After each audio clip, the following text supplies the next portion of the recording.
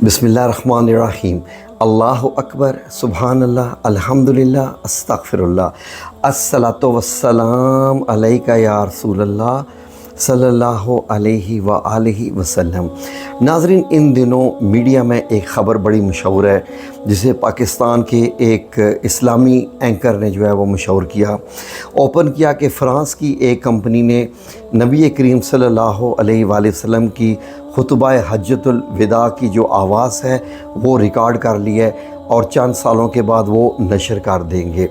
तो नाज़रीन, मैंने बहुत सारे लोगों के इंटरव्यूज़ देखे और सब के सब लोग खुशियाँ मना रहे हैं और वो कह रहे हैं जी कि हमें आप सल्लल्लाहु अलैहि वसल्लम की आवाज़ सुनने को मिलेगी।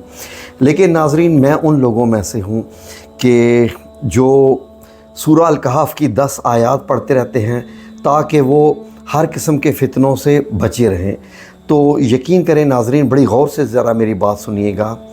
हैरान कुन बात यह है कि फ़्रांस, सबसे पहला तो नाम क्या है, फ़्रांस वो मुल्क है नाज़रीन जिसने जो है वो नबी करीम सल्लल्लाहु अलैहि वसल्लम पे, जिन पे हमारे माँ बाप बच्चे सब कुर्बान, उनकी शान में कई बार गुस्ताखी की। उसके बाद गुस्ताखाना खाके बनाए और बड़ी बड़ी बिल्डिंगों पे लटकाए। उसके बाद फिर पाकिस्तान ने कानून पास करवाया तो उन्होंने कहा ठीक है जी कि आइंदा से हम नहीं बनाएंगे। तो नाज़रीन, ये मुल्क वो है।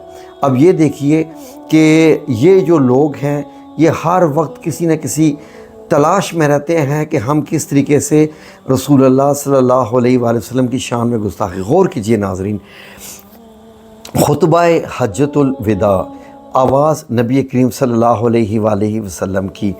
देखिए, साइंस की तो कोई शक नहीं है कि साइंस ने बहुत तरक्की कर ली है, लेकिन नाज़रीन ज़रा गौर करें कि उनको इतनी मोहब्बत कब से होगी हमारे नबी करीम सल्लल्लाहु अलैहि वसल्लम के से कि वो हमारे नबी के जो है वो रिसर्च की उन्होंने और वो आवाज़ उन्होंने रिकॉर्ड कर ली।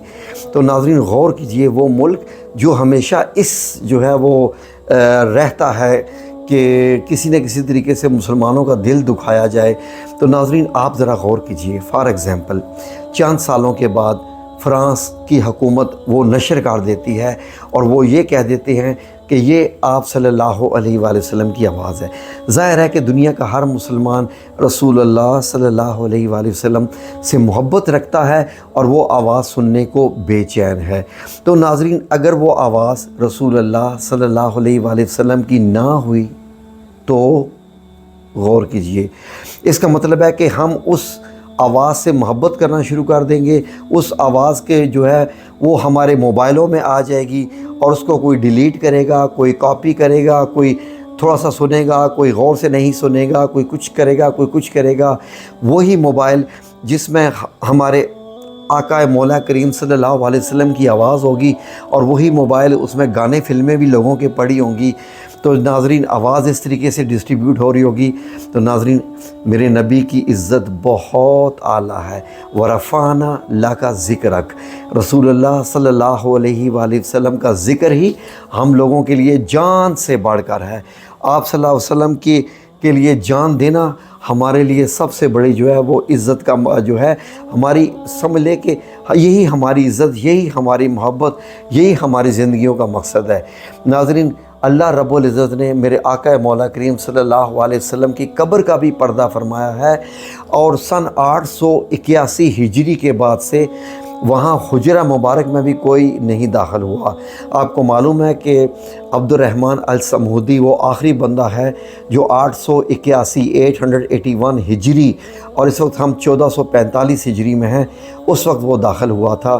तो आप सल्लल्लाहु अलैहि वसल्लम के जो कब्र मुबारक हैं तो उस पे जो है वो तकरीबन 3 दीवारें और चौथी जो ग्रिल है सब सुनहरी जालियों वाली वो दीवारें अल्लाह रब्बुल इज़्ज़त ने पर्दा रखा हुआ है।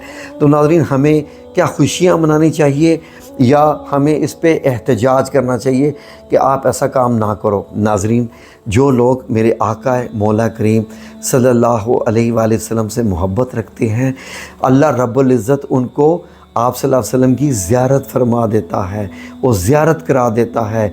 वो जैसे ही आँख बंद करते हैं तो उनकी जब आँख खुलती है तो रसूलुल्लाह सल्लल्लाहु अलैहि वसल्लम के सामने होते हैं। मेरे जैसा गुनाहगार इंसान भी جو آپ کے سامنے نہ دیکھنے میں مولوی ہوں نہ کچھ ہوں، اللہ رب العزت نے ایسا شرف عطا فرمایا کہ میں نے آپ سے مصافحہ کیا، آپ صلی اللہ علیہ وسلم سے، حضرت ابوبکر صدیق، مسجد نبی، آپ کا گھر، مجھے اللہ رب العزت نے یہ شرف عطا فرما دیا۔ تو ناظرین، اگر آپ کو اتنی ہی شوق ہے، اتنی ہی محبت ہے، تو رسول اللہ صلی اللہ علیہ وسلم سے متعلق جو احادیث مبارک ہیں پڑھیے، سیرت النبی پڑھیے، قرآن پاک ترجمہ کے ساتھ پڑھیے، ڈھونڈیے نبی کریم صلی اللہ علیہ وسلم کی زندگی کے زیادہ سے زیادہ لمحات، جانتی ہیں، پہچانیے۔ اللہ رب العزت نے فرمایا ہے قرآن پہ غور کیجئے، سیرت النبی پڑھنا بھی قرآن پہ غور کرنے کے برابر ہی ہے، کیونکہ وہ صاحب القرآن ہے۔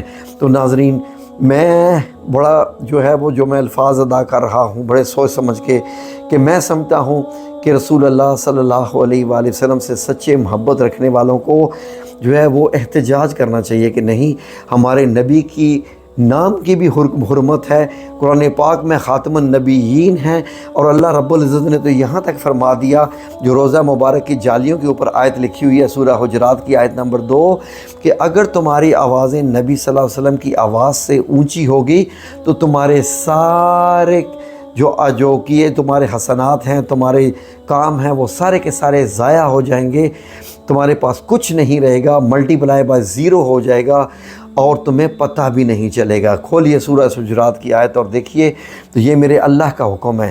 تو ناظرین، جب یہ آواز آ جائے گی تو لوگ آواز سن رہے ہوں گے، اور کچھ لوگ اپنے کام میں کچھ گانے سن رہے ہوں گے، کچھ آواز سن رہے ہوں گے، تو وہ نبی کی آواز سے دوسروں کی آواز بھی اونچی ہوگی۔ تو ناظرین، یہ میرے نبی صلی اللہ علیہ وسلم کی آواز کی شان میں کیا گستاخی نہیں ہوگی؟ غور سے سنیے۔ میں آپ سب لوگوں سے گزارش کرتا ہوں کہ اس پہ غور کیجئے، سمجھنے کی کوشش کیجئے، اور بے شک اس پہ آپ لوگ چاہیں تو استخارہ کریں، اپنے دل سے پوچھئے کہ یا رسول اللہ صلی اللہ علیہ وسلم کی آواز ہمارے موبائلوں میں آنی چاہیے۔ اب دیکھیے کہ ہم لوگ اپنے قرآن کریم میں ایک موبائل اپلیکیشن ڈاؤن لوڈ کرتے ہیں، ٹھیک ہے، موبائل اپلیکیشن ڈاؤن لوڈ کرتے ہیں، اور پھر ہم اسے ڈیلیٹ بھی کرتے ہیں۔ ڈیلیٹ کرنا کیا مطلب ہوتا ہے؟ کہ ختم کرنا، قرآن مجید کے اوراق کو ختم کرنا، ڈیلیٹ کرنا، ایکول ٹو مطلب یہ ہے کہ فنش کر دینا۔ میں کوئی اور لفظ نہیں استعمال کرتا۔ یہ کیا قرآن پاک کی شان میں یہ وہ آپ نہیں سمجھے کہ یہ تھوڑی سی گستاخی ہے؟ تو ناظرین، اگر نبی کریم صلی اللہ علیہ وسلم کی آواز اور اس کے ساتھ ہی گانے پڑے ہوں گے، تو جب بھی آپ صلی اللہ علیہ وسلم کی آواز گونجے گی تو ناظرین اس سے اندازہ لگائے۔ اور مجھے نہیں لگتا، میرے جو اللہ رب العزت نے میرے ذہن میں جو بات ڈالی ہے، مجھے لگ رہا ہے یہ دشمن کی ایک چال ہے۔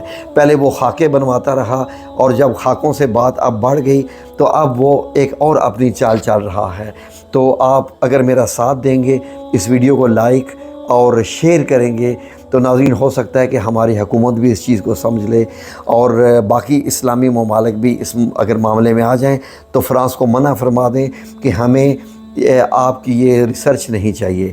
ہمارے لیے نبی کریم صلی اللہ علیہ وسلم کی سنت موجود ہے، قرآن پاک میں آپ کا ذکر موجود ہے، اور جسے اللہ چاہتا ہے وہ زیارت فرما دیتا ہے، کروا دیتا ہے، جو بھی شوق رکھتے ہیں۔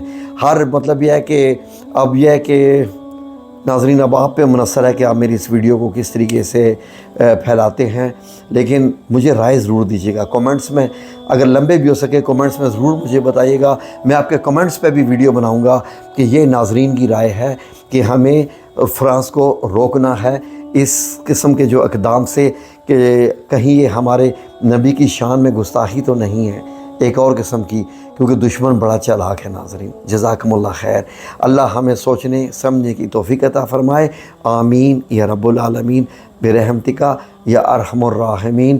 الصلاۃ والسلام علیک یا رسول اللہ صلی اللہ علیہ وآلہ وسلم۔